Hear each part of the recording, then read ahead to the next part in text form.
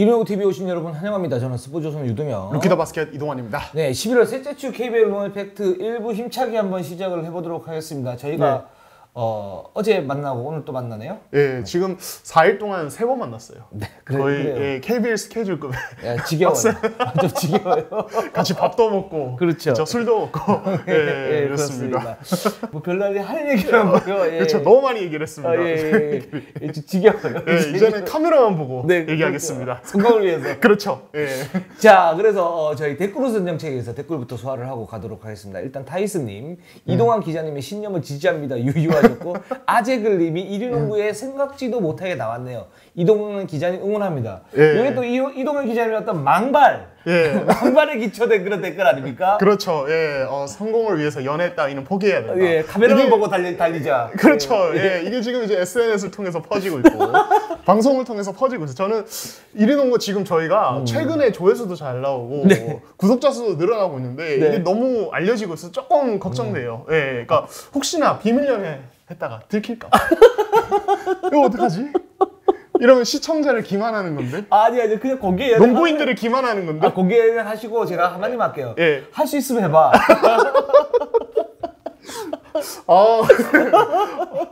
뼈가 너무 아픈데? 제발 좀 해봐요 진짜. 저는 배쪽 같은 그 신념 지키겠습니다. 예, 알겠습니다. 11월 셋째 주 KBL 룸 팩트는 아주 굉장히 상쾌하게 시작을 하는 우리가. 그렇죠. 예. 예, 2XB님이 작년에 전자랜드 박찬희 선수 트레이드 소식이 엄청 나왔는데 원래 박찬희 선수 트레이드 소식 없나요? 궁금합니다라고 하셨는데 이게 사실은 좀 트레이드는 사실 민감한 부분이긴 한데 박찬희 선수는 지금 제가 알고 있기로는 시즌 전까지 계속 추진을 하고 있었었고 근데 이제 다른 9개 구단에서 사실 응답이 없었었고 근데 이제 전자랜드에서 요구하는 조건들이 뭐 몇 가지 있는데 뭐 예를 들어서 신인픽 그리고 현금 예, 그리고 이제 선수 뭐 요렇게 이제 그 정도 이렇게 가는 걸로 알고 있는데 만약에 조건이 나오면 트레이드를 할 겁니다. 트레이드를 할 거고.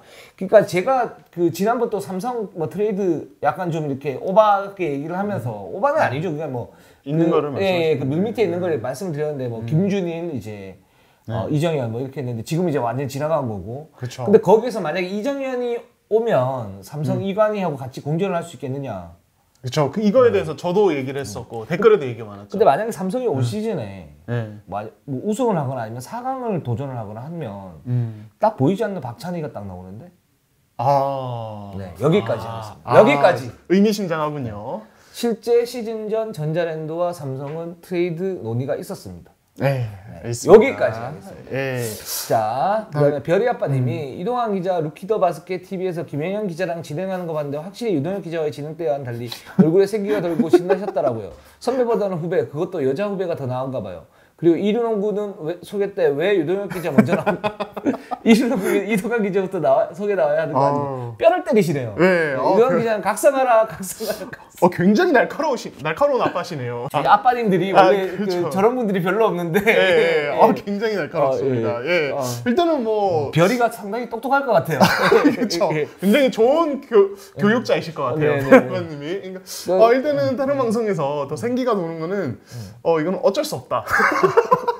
나 굳이 해명하지 않겠습니다. 미안한데 이해한다 나는. 이해한다. 아니, 솔직히 이동현 기자도 김영현 기자가 딱 게스트로 오셨을 때 더 생기가 돌고 그랬었잖아요. 나 같아도 그러겠다. 네, 그럼요. 저희 다 똑같아요. 그렇고 근데 소개할 때는 저 먼저 나오지 않나요? 저희 방송 소개할 때? 이렇게 딱 방송 시작하면은 저희 프로필이랑 딱 나오는데 저부터 먼저 나오던데? 근데 저분이 얘기하시는 거는 맥락을 이해를 못하네. 저분이 얘기하시는 거 처음에 소개를 할 때 제가 스포츠는 유동현이라고 첫인사요. 그러니까 이동현 기자부터 해야 되는 거 아니냐? 그거는 유동현 기자 저희 1위 농구의 중심이시고 아니 그거 아니고 대선배시고 저를 끌고 가주시고 밀어주시는데 어떻게 제가 감히 먼저 튀어나와가지고 제 소개를 하겠습니까? 아니 솔직히 현실을 얘기하면 이동현 기자 오프닝 멘트 하기 싫어서 그런 거예요. 귀찮아서. 그게 자기가 해야 되는데. 전 댓글만 읽으려고 해요. 그렇습니다. 그리고 우리 유튜브 이륜농구가 굉장히 고품격이라고 생각을 하는 게 어떤 거냐면 이제 별이 아빠 애기 닉네임을 이렇게 쓰지 않았습니까? 저도 이제 옛날에 게임할 때 애기 닉네임을 많이 썼었어요. 근데 와이프가 어따 대고 그런 이제 게임에 닉네임 게임 같은데 그런 닉네임을 쓰느냐. 그래서 전 바꿨거든요. 근데 우리 이륜농구는 그럴 필요가 없어요. 그렇죠. 저도 그냥 딱 해가지고 누구 그렇죠. 아빠 딱 이렇게 할 겁니다. 네, 와이프들에게 당당한 방송. 그렇죠. 이겁니다. 네. 고품격 전문 농구 분석 방송입니다. 그럼요. 네. 네, 맞습니다. 자, 다음 댓글 한번 가보도록 하겠습니다. 예, 킹가리님이 네. 그 이제 이정현 그 이제 김준희 트레이드에 대해서 네.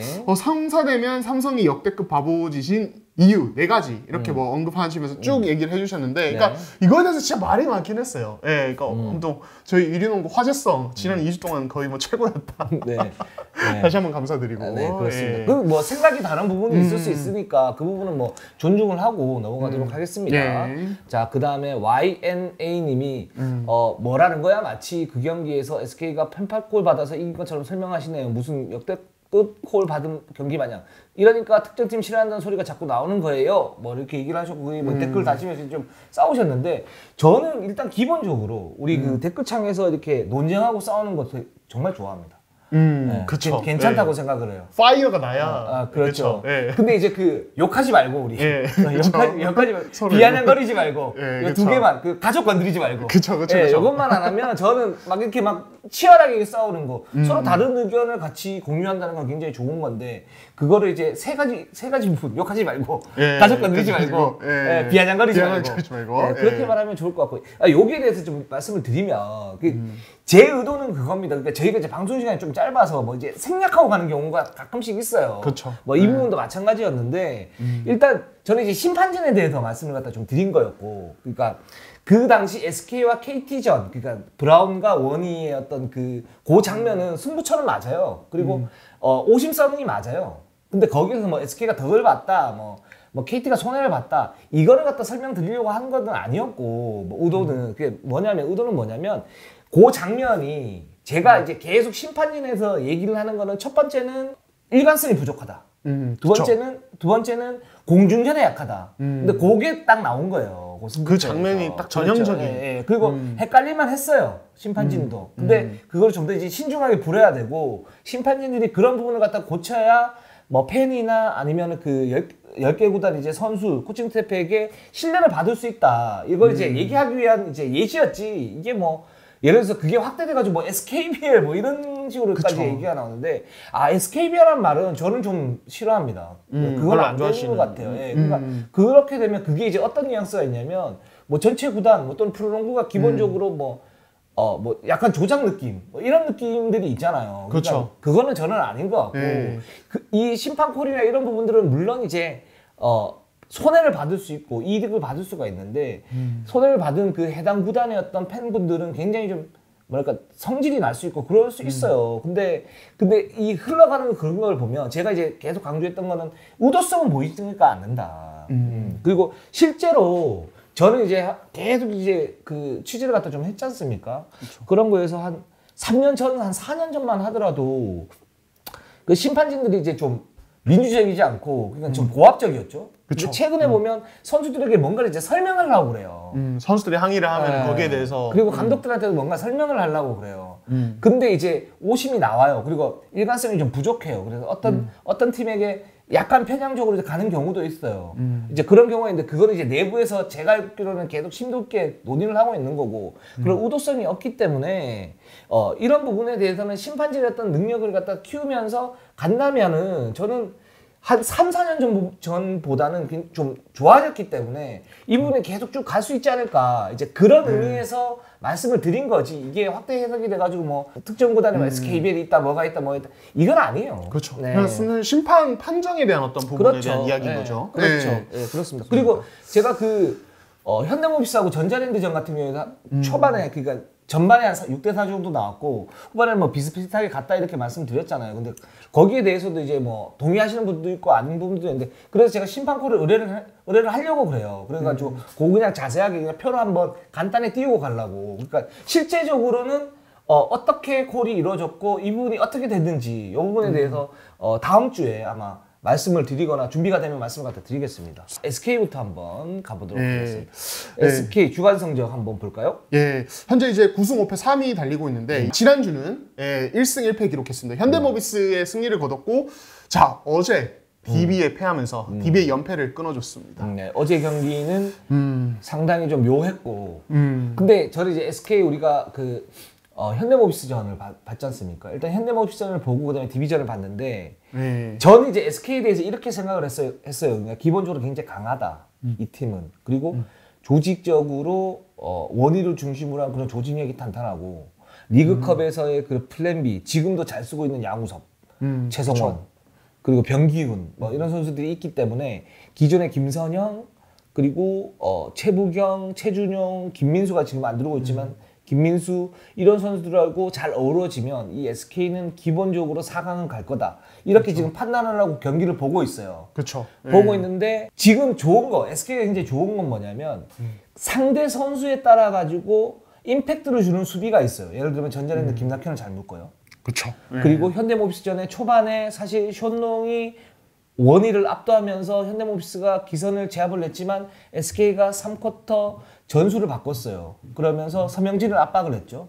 앞선 압박을 하면서 그게 이제 현대모비스의 어떤 그 가드질의 약점을 공략하는 그런 포인트였는데 그 포인트를 잘 수행을 하면서 결국엔 힘 대결에서 SK가 승리를 거뒀습니다. 그게 즉 이제 문경은 감독이 그런 부분에서 문경은 감독, 저디철 코치, 김기만 코치 이렇게 있는데 이 세 분 코치들이 잘하고 문경은 감독 그 임팩트를 잘 주면서 그 지도력 이런 부분도 잘 나와 있고 그게 이제 조직적으로 잘 발현된다.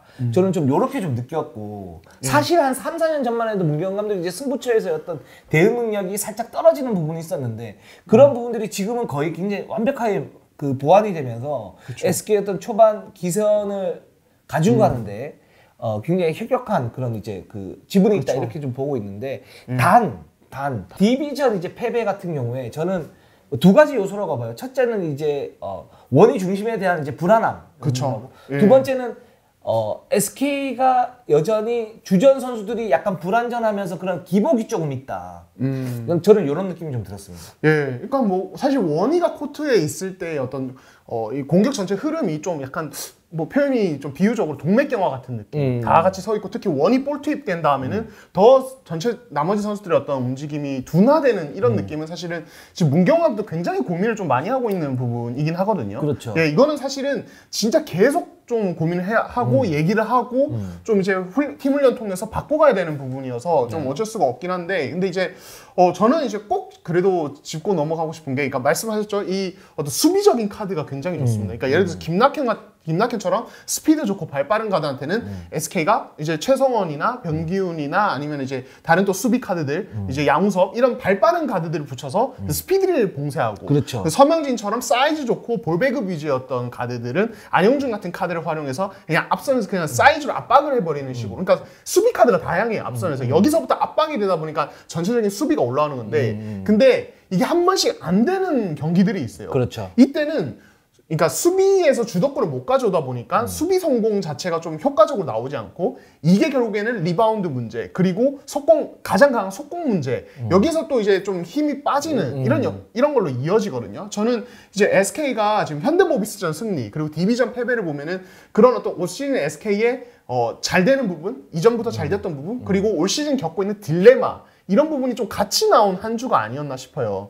맞아요. 예. 그리고 또 하나는 그러니까 SK가 전자랜드의 대승을 걷다 거두지 않았습니까? 현대모비스를 이겼단 말이에요. 그렇죠. 물론 뭐 KCC한테는 조금 약하긴 하지만 근데 이런 걸 보면서 기본적으로 잡고 갈 경기는 잡고 가는 어떤 그런 강함은 있다. 그러니까 임팩트를 딱 줬을 때 그러면 선수들이 이제 긴장을 하게 되고 집중하게 되고 그 상태에서 이제 디비전 왔는데 디비전은 이제 12연패를 하고 있었었고 물론 뭐 최선을 다했겠지만 느슨해지는 부분들은 어쩔 수 없는 부분들이 있거든요. 이제 그런 부분들이 아닌가라는 생각이 들고 그래서 SK가 지금의 어떤 수비였던 수준 그리고 뭐 임팩트 이런 부분을 본다면 기본 4강은 충분히 가겠구나. 그럼요. 무조건 가겠구나. 그러니까 확률이 굉장히 높겠구나 라는 생각이 들었고 여기에서 한 두세 가지 정도를 보충을 하게 되면 우승의 어떤 확률이 좀 높아질 수 있겠다. 이런 생각은 들었습니다. 저는 뭐 하나만 짧게 덧붙이자면 미네라스만 정상 컨디션 살아나면 이 팀은 저희가 시즌 전에 얘기했던 압도적인 우승 후보로 결국에는 올라설 것이다. 저는 압도적인 우승 후보라 얘기한 적은 없어요.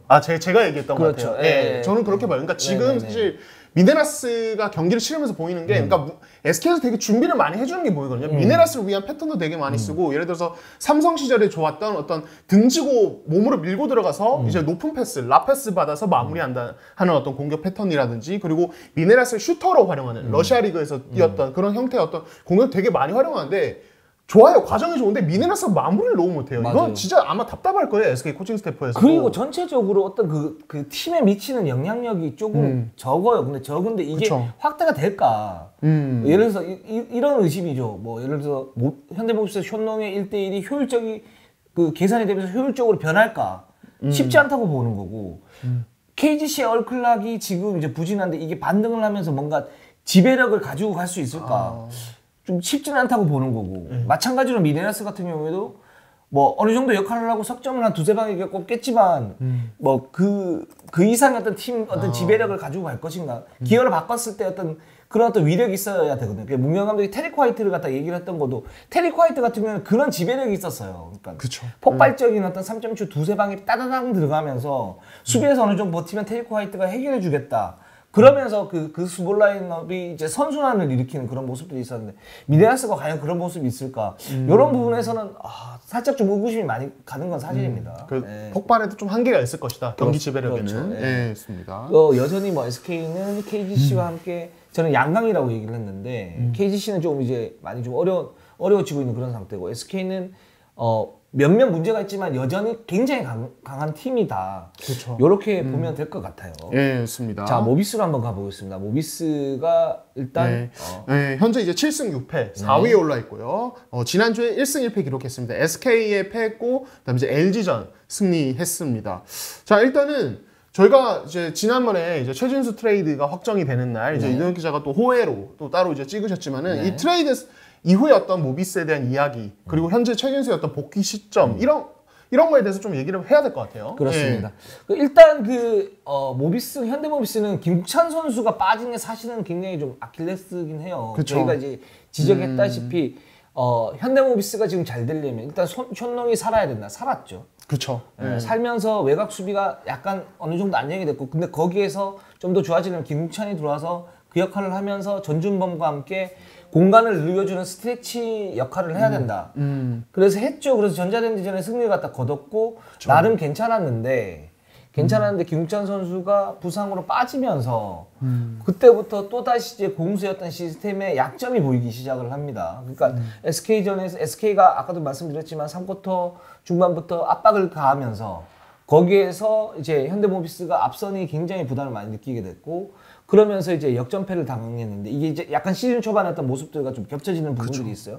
그리고 LG전 승리를 갖다 거뒀는데 LG전 승리 같은 경우는 뭐 물론 이제 현대모비스가 잘한 부분도 있었지만 LG가 상대적으로 좀 약한 부분도 있었었고 근데 이제 여기 이제 최진수가 들어오게 되는 거죠. 최진수 선수는 그 16일 월요일 날 오늘이죠. 오늘 아마 햄스트링 부상에 대한 그런 이제 진단을 그 현대모비스 유지학 감독하고 이제 같이 이렇게 좀 테스트를 해볼 예정인데 어떤 테스트냐면 이 선수가 19일 날 원래는 들어올 수 있지 않습니까? 그쵸, 규정상. 근데 햄스트링 부상이 좀 상태가 좋지 않다 그러면 휴식기 때까지 푹 쉬고 그때부터 풀 전력으로 아마 기용을 할 것 같고 만약에 상태가 괜찮다 그러면 19일 날 이제 컨디션 점검차 한 15분에서 한 20분 정도 뛰게 할 수도 있는 거죠. 그쵸. 뛰게 할 수도 있는 건데 지금 문제는 최진수 선수가 햄스트링 6주를 받았는데 지금 5주차고 이제 6주차가 되는 거죠. 6주차가 되는데 여기서 이제 정상적인 생활은 다 가능한데 이게 팍 할 때 순간적으로 가서 팍 내는 거. 그때 그 부위가 괜찮은지 안 괜찮은지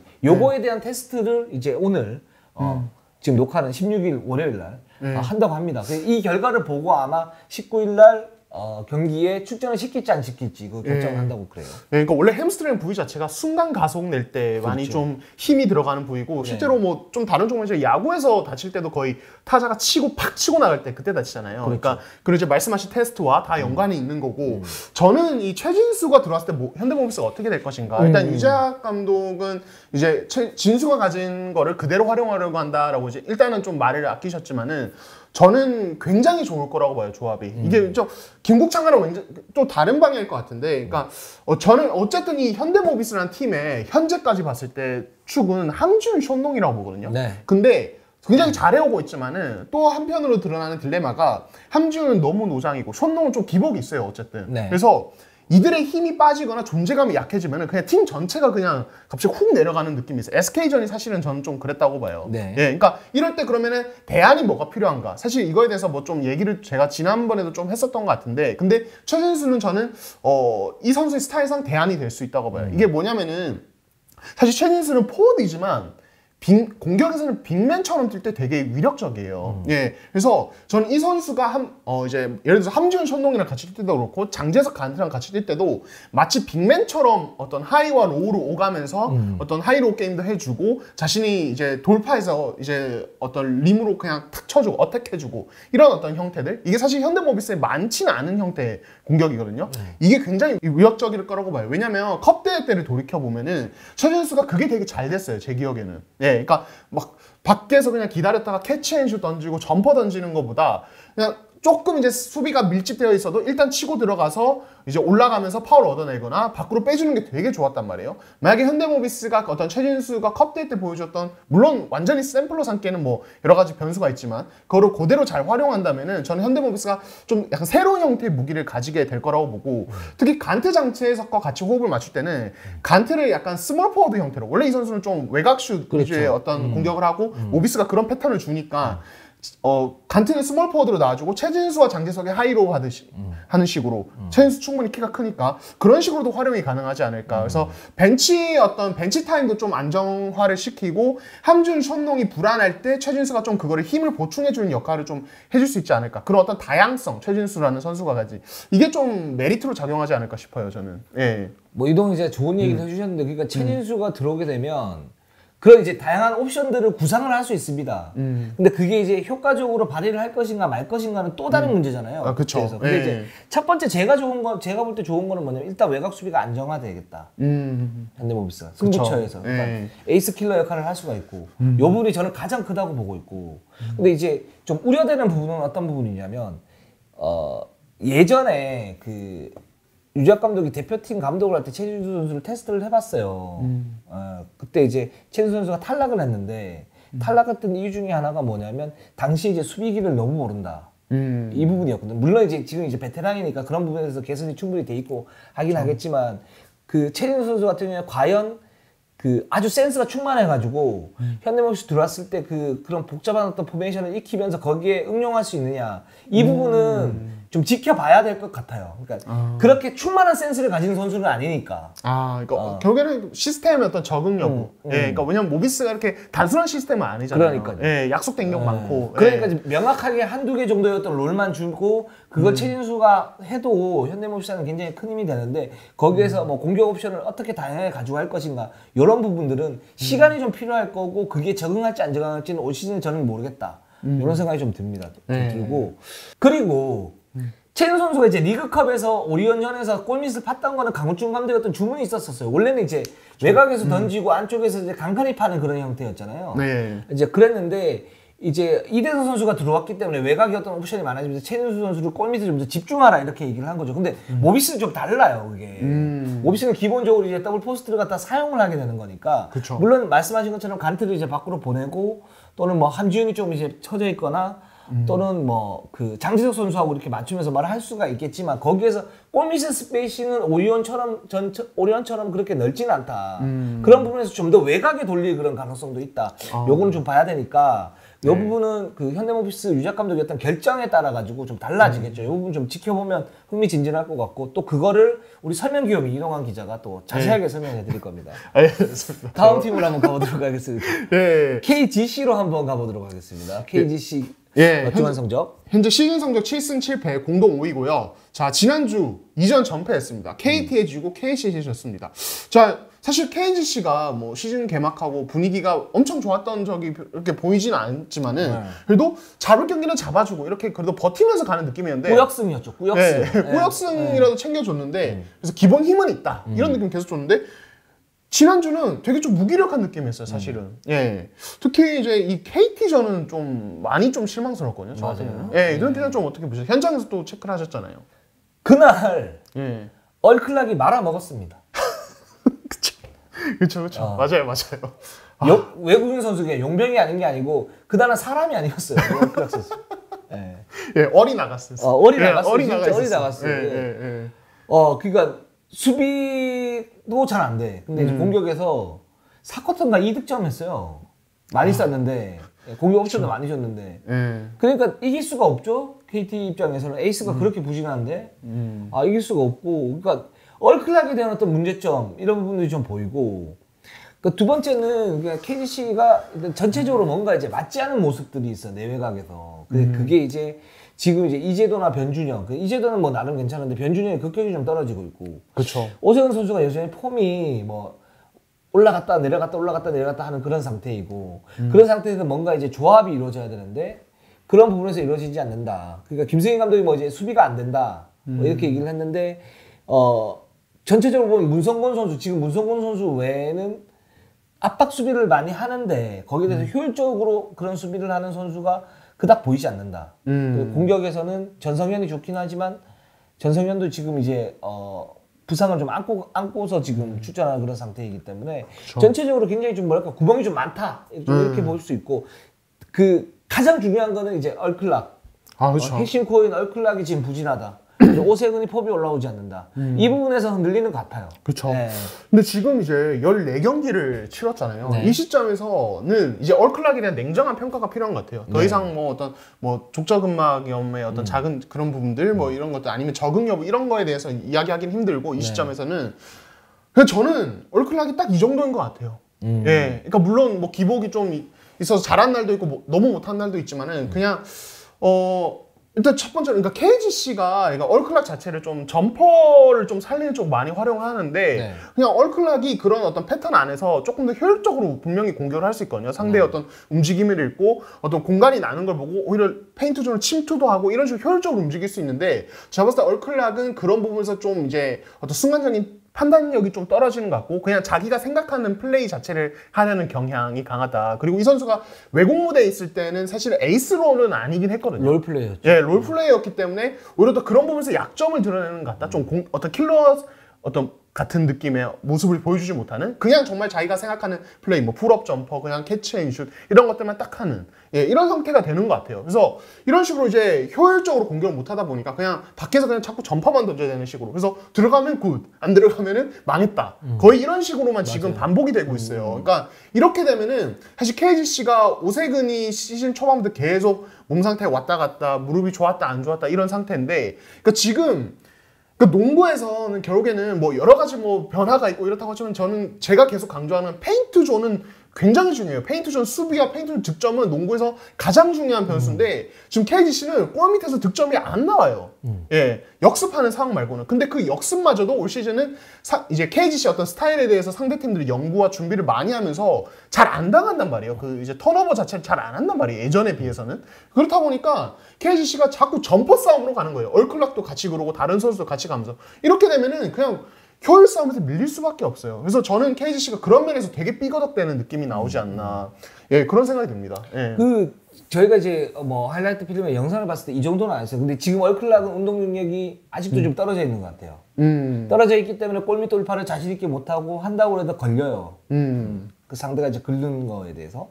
그렇기 때문에 이제 외곽에서의 어떤 그런 옵션을 뭐 가지고 가는 것 같은데 일단 기본적으로 그러니까 점프슛 비율이 너무 높아요. 그러니까 안쪽에서 파고 들면서 뭔가를 부수는 느낌이 있어야 되는데 그 부분이 없어요 지금 얼클락. 그게 빠져 있기 때문에 기복이 이제 심한 거고 KT전처럼 극단적인 어떤 그런 결과도 나오는데 저는 일단은 그 운동 능력이 들어왔을 때 내외곽이 되는 그런 옵션이 생긴다면 다시 부활을 할 수가 있는데 그거는 휴식 이후에 한 두세 경기만 딱 보면 이제 나올 것 같아요. 그때는 이제 만약에 휴식기 이후에도 그런 부분들이 나오지 않는다면 거기서는 이제 올 시즌은 거의 뭐 제가 볼 때는 그냥 더 이상 그대로 그냥 가는 거죠. 그렇게 되면 이 부분은 이제 얼클락의 어떤 교체 이런 거도 이제 고려를 갖다 좀 더 해봐야 되는 거죠. 진짜 KGC 입장에서는 이런 상태로 가면 안 되니까 이제 그런 생각이 듭니다. 그리고 그래서 이제 KGC 뭐 김승희 감독은 이전 전패를 했는데 뭐 휴식기 이후에 정비를 하겠다라고 얘기를 했고 오세근 선수가 그 15일 경기에서 나오지는 않았어요. 그렇죠. 아예 결장했죠. 네. 이 부분도 그러니까 그 김승희 감독님이 어떤 생각을 하고 계시는지는 잘 모르겠는데 일단 오세근 선수가 대화를 좀 많이 해보고 거기에 대해서 어떤 옵션 조정이라든가 또는 뭐 비중 조정이라든가 이런 부분을 잘 이렇게 할 필요가 있을 건데 오세훈 선수가 여기서 뭔가 더 올라오고 이러면 더 좋긴 한데 그 부분이 뭐 될 수도 있고 안 될 수도 있는 문제니까 그럼 여기서 그럼 오세훈 선수를 활용을 해야 되는 그런 상황이잖아요. 그렇죠. 네. 그런 점이 있으니까 그런 부분에서 오세훈 선수 잘 이렇게 활용하는 어떤 방안을 휴식 이후에 마련을 하면 좋을 것 같습니다. 예. 자, KT로 한번 넘어가 보겠습니다. KT 여러분, 예. 소리 질러. 예. 소리 뿜. 예. 뿜. 예. 예.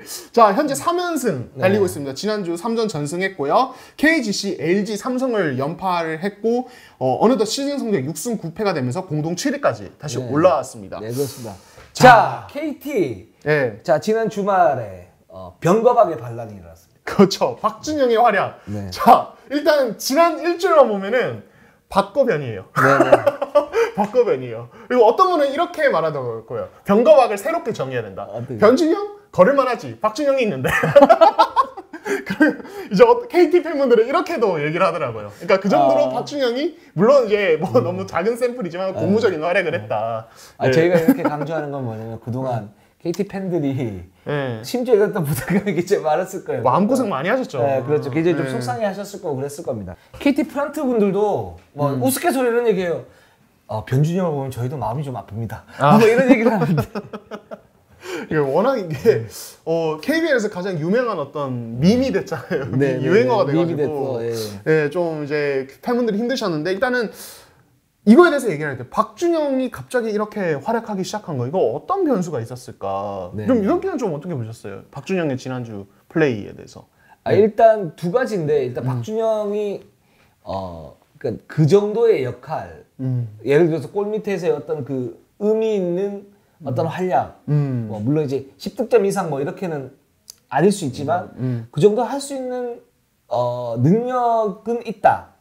저도 이렇게 생각합니다. 그게 어떤 거냐면, 그러니까 박준영을 평가절하했던 그런 부분들이 사실은 운동 능력이고 그렇죠. 포지션에서 3, 4번 이제 투윙하였기 때문에 그렇게 된 건데, 그렇게 된 건데 이제 3번으로 전향하려니 이제 스피드가 너무 느리고 그래서 외곽 수비가 안 되는 부분이 있고 그래서 이제 그 서동철 감독이 박준영이 잘하는 걸 더 극대화시키려고 한 거죠. 근데 거기에서 마침 이제 데릭슨 선수가 내진탕 증세로 여전히 빠져 있는. 그런 상태에서 뭔가 하나의 어떤 보충 역할이 필요한데 그걸 이제 박준영을 맡기면서 양홍석, 박준영, 김영환 뭐 이렇게 가니까 실제로 박준영 선수에게 골 밑에서 어떤 스페이싱이 나는 거예요. 그러니까 김영환이나 양홍석이 스트레칭을 해주고 코어도 있으니까 그렇죠. 그 상태에서 박준영이 그럼 거기에서 이제 기량이 되는 건 어떤 부분이냐면 급하지 않고 자기 나름의 어떤 리듬을 가지고 거기서 공격을 하거든요. 그러니까 그렇기 때문에 지금 상태에서는 KT였던 한 조각 중에 하나로 잘 활용을 할 수 있는 그런 상태 됐고 지난 주말에 폭발을 하지 않았나라는 생각이 들어요. 그 사실 최근 이제 3연승 기간 중에 KT 경기 내용 보면은 양홍석, 김영환 그리고 박준영까지 그러니까 장신 자원들이 같이 살아나고 있거든요. 근데 사실 우리가 KT 하면 이때까지 가지고 있던 이미지가 허군의 팀이라는 이미지가 있었는데 사실 로스터를 꼼꼼히 보면은 그 이제 그냥 뎁스만 놓고 보면 가드진보다는 장신 포워드 빅맨 쪽이 훨씬 좋아요. 두터워요. 그렇죠. 근데 문제는 허은이 정말 막 북치고 장구치고 할 때 같이 상승 효과가 안 나는 게 이 팀의 어떤 딜레마였단 말이에요. 그렇죠. 근데 저는 여기서 어떤 그 상승 효과를 만들어내는 연결고리가 돼준 게 저는 브라운이라고 봐요. 맞아요. 예, 저는 이게 우연이 아니라고 봐요. 그냥 때마침 잘하는 게 아니라 그러니까 제가 브라운 오기 전에도 말씀드렸죠. 어떤 멀티 핸들러, 같이 핸들링을 해주고 같이 게임을 조립해주는 역할. 그러니까 브라운이 어떤 볼 핸들러 그리고 스크리너 역할을 하면서 연결고리를 굉장히 잘해줘요. 그렇다 보니까 양홍석, 김영환, 박준영이 볼을 뭐 많이 안 가져도 간결하게 뭐 말씀하신 하이로우 그리고 스페이싱 통한 어떤 컷 이런 것들로 그리고 캐치앤 3점 이런 것들로 득점을 그냥 쉽게 메이드를 해버리는 거예요. 그러니까 같이 상승 효과가 나온다는 거죠. 그래서 저는 지금 일단 현재까지만 보면은 브라운 영입은 대성공이다. 적어도 공격에서는. 근데 이제 관건은 거죠. 어쨌든 브라운은 말씀하신 대로 단신이고 이동 기자 강조했던 대로 여기서 수비 문제가 앞으로는 좀 계속 생길 텐데 이거를 어떤 지금 데릭슨은 교체해야 된다는 어떤 이제 얘기가 많죠. 데릭슨 교체 카드로 어떻게 메울 것인가 이런 부분들이 앞으로 관건이 아닐까. KT 상승을 이어가려면 그런 생각이 듭니다. 지금 데릭슨이 또 문제죠. 데릭슨이 지금 내진탕 증세로 그렇죠. 지금 계속 경기를 못 나오고 있는데 성동철 감독도 굉장히 안타까워하고 있다고 그래요. 그러니까 답답해하고 있다고 그래요. 답답하죠. 그러니까 이게 사실 내진탕 증세는 뭐지 뇌니까 굉장히 좀 뭐 민감한 부분이긴 하지만 이렇게 길게 쉴 수 있나. 그렇죠. 예. 그러니까 지난주 전까지만 해도, 그러니까 지지난주까지만 해도 성재 감독이 현장 취재진에 어떤 얘기를 했냐면 지금 좀 속이 여전히 안 좋다고 하는데 다음 주부터는 나올 거다라고 이렇게 얘기를 했는데 그마저도 안 됐어요. 그러니까 이게 지금 베릭슨의 이 어떤 현재 증상의 문제가 뭐냐면 코칭 스태프한테 준비할 수 있는 어떤 안정감을 못 준다는 거예요. 그렇죠. 그러니까 코칭 스태프가 이때는 돌아가겠지. 그럼 그때까지 이렇게 운영을 하자. 이거를 못 하게 되니까 지금 약간 거의 임기응변으로 계속 경기를 치르고 있는 거예요. 그런 상태고, 그리고 또 덧붙여서 앞으로도 어떨지 몰라요. 당장 이번 주 어떻게 될지도 몰라요. 그렇다 보니까 아무래도 KT에서 좀 어떤 큰 고민을 하고 있지 않나 이런 생각이 듭니다. 예. 네, 그렇습니다. 그래서 그 정밀 검진을 받은 결과로는 뇌에 아무런 이상이 없다라는 이제 판정을 받았는데 여전히 이제 살짝 어지럽고 뭐 이렇게 한다고 그러니까 이제 그 부분에서 뭐 살짝 태업이 아닌가 뭐 이런 뭐 얘기들도 좀 나오고 있는 그런 상태입니다. 예. 자, 그다음 LG로 한번 가보도록 하겠습니다. LG. 예. LG 현재 5승 8패 9위고요. 자, 지난주에는 2경기 모두 패했습니다. KT에 지고 현대모비스에 패했습니다. 자, 지난주는 좀 무기력했어요, LG가. 네, 그렇습니다. LG가 지금 그래도 5승을 했어요. 예. 5승 8패면 나쁘지는 않다. 아직까지는 좀 나쁘지 않은데 초반이긴 하지만 나쁘지는 않다라는 생각이 들고, 그러니까 그 객관적 전력에 비해서. 그러니까 근데 이제 LG가 이제 좋은 점은 뭐냐면 조성원 감독이 휴식기 동안 그런 얘기를 하려고 해요. 그러니까 안 되는 걸 메우기는 시간이 부족하고 잘 되는 걸 더욱 강화를 시키겠다. 공격이나 수비나. 이때 수비에서는 볼 없을 때 어떤 범핑, 그런 이제 치열한 몸싸움을 통해 가지고 결국 이제 그런 수비를 갖다 만들 거고, 공격에서는 패스를 정말 간결하게 하면서 5명이 움직이는데 이 호흡이 아직까지는 좀 맞지 않는다. 근데 그 맞지 않는 그 조각이 누구냐면 라렌. 그쵸. 예. 살짝 늦다. 그러니까 그쵸, 살짝 늦어버리니까 거기에서 돌아가야 되는데 나머지 4명이 멈칫하기 때문에 시즌 전에 준비했던 또는 이제 훈련을 하고 있던 그런 부분들이 이그러지면서 LG 어떤 공격의 어떤 효율성이 나오지 않는다. 이렇게 지금 얘기를 하고 있거든요. 그게 좀 맞는 것 같고. 왜냐면 리온 윌리엄스 같은 경우에는 활동력이 굉장히 좋고 그런 부분이 있기 때문에 LG 어떤 그런 이제 모션 오펜스. 모션 오펜스하고는 좀 맞아요, 잘. 근데 라렌 같은 경우에는 그 부분에서 살짝 좀 떨어지는 게 사실이에요. 물론 굉장히 골밑의 위력적인 선수고, 뭐 전체적으로 이제 높이 대비 스피드도 나쁘지가 않고요. 근데 지난 시즌에 비해서 좀 좋지 않은 거는 어떤 부분이냐면 상대적으로 다른 외국인 선수 높아졌기 때문에 라렌이 골밑을 지배할 수 있는 경기가 많지가 않아요. 그렇죠. 그렇게 되면 2대2나 또는 어떤 트랜지션을 통해서 풀어야 되는데 그 부분에서 라렌이 살짝 부족해요. 그 상태에서 LG 어떤 세트 오펜스를 했을 때 그런 움직임 자체가 반 타이밍씩 늦어버리게 되면 이 부분은 LG 공격에서 어떤 문제점이 좀 생기게 되는 거죠. 이제 그 부분을 아마 보완을 할 것 같고, 예, 그렇게 되면 LG는 또 휴식기 이후에 뭔가 좀 달라진 모습으로 갖다 보이게 되긴 할 것 같습니다. 그렇게 되면 이제 김신혜나 조성민 뭐 이런 선수들이 코어를 형성을 하면서 뭐 LG 특유였던 그런 공격이 나올 수 있게 되겠죠. 예. 네. 근데 저는 캐디 라렌 이제 굉장히 잘 말씀해주셨고 조성원 감독 코멘트도 전해주셨지만은 저는 좀 근본적인 의문이 들어요. 네. 이 선수가 지금 LG가 추구하는 농구와 맞나? 정말? 그러니까 설사 조성원 감독이 말씀하신 그 문제가 해결이 되더라도 근본적으로 LG랑 어울리는 선수인가? 저는 좀 아닌 것 같아요. 저도 그런 생각이 들어요. 예, 그러니까 이게 뭐냐면은, 그러니까 LG의 농구가 어떤 농구인가에 대해서 저희가 시즌 개막 후 내내 체크를 했고, 뭐 시즌 전에도 얘기를 많이 했지만은, 그러니까 뭐 이제 스피드 농구, 빠른 농구, 뭐 이런 것도 있지만은, 이제 세트 오펜스만 보면은 그런 가드와 포워드 가리지 않고, 빅맨 가리지 않고 엄청나게 많이 움직이면서 그 이제 생기는 그 페인트적 공간에 침투하고, 그리고 그 상황에서 또 밖에서 공간이 생기면 그걸 그냥 빠르게 3점으로 연결하는 이런 농구라고 저는 생각하거든요. 굉장히 이제 선수들의 어떤 빠른 움직임과 순간 기회 포착이 되게 중요한 농구인데 저는 라렌은 여기에 되게 안 어울리는 것 같아요. 예, 라렌은 그러니까 그 이제 뭐 2대1 할 때는 스크리너 역할을 되게 많이 하죠. 근데 이 선수는 그 스크리너 역할 할 때도 그 스크린으로 오는 속도도 느리고 그리고 핸드오프 위력적이잖아요. 예, 김신혜나 이원대 핸드오프 할 때도 그 어떤 드립을 치면서 핸드오프하는 어떤 속도 이런 것들, 그러니까 이 타이밍 자체가 조성 감독이 얘기하는 게 좀 그런 것 같아요. 그러니까 맞아요. 이게 다 느려요. 네네. 그러니까 그러니까 이 플레이 성향 자체가 템포를 천천히 가져가면서 차분히 하는 스타일인 것 같아요. 근데 저는 이거 LG 농구랑 정말 안 맞다고 보고 지금 라렌이 출전 시간이 20분 초반대 그리고 리온 윌리엄스도 남은 시간 뛰는데 그러니까 거의 사실상 반반이에요.